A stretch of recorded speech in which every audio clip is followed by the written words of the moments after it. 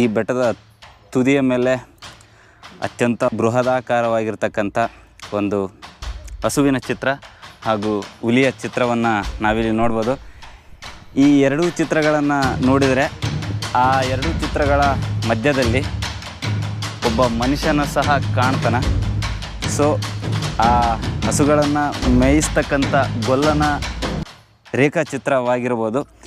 ಮನುಷ್ಯ, ಹುಲಿ ಹಾಗೂ ಹಸುವಿನ ಚಿತ್ರವನ್ನು ನೋಡ್ತಾ ಇದ್ದರೆ ಪುಣ್ಯಕೋಟಿಯ ಕಥೆ ನೆನಪಾಗುತ್ತೆ.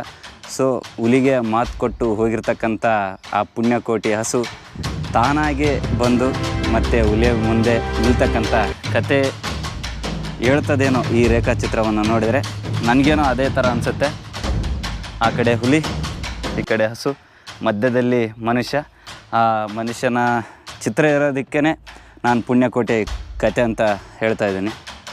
ಆದಿವಾಸಿಗಳು ಪ್ರಕೃತಿಯನ್ನು ದೇವರಂತೆ ಕಾಣ್ತಾಯಿದ್ರು. ಅದರಂತೆ ಅಗ್ನಿಯ ಚಿತ್ರವನ್ನು ನಾವು ತುದಿಯ ಮೇಲೆ ಕಾಣ್ಬೋದು. ಸೊ ಪ್ರಕೃತಿಯೇ ದೇವರಾಗಿತ್ತು. ಪ್ರಕೃತಿಯನ್ನು ದೇವರಂತೆ ಪೂಜಿಸುವ ಪದ್ಧತಿ ಆದಿವಾಸಿಗಳಲ್ಲಿತ್ತು. ಅದರ ಚಿತ್ರವನ್ನು ಸಹ ಇಲ್ಲಿ ನಾವು ನೋಡ್ಬೋದು.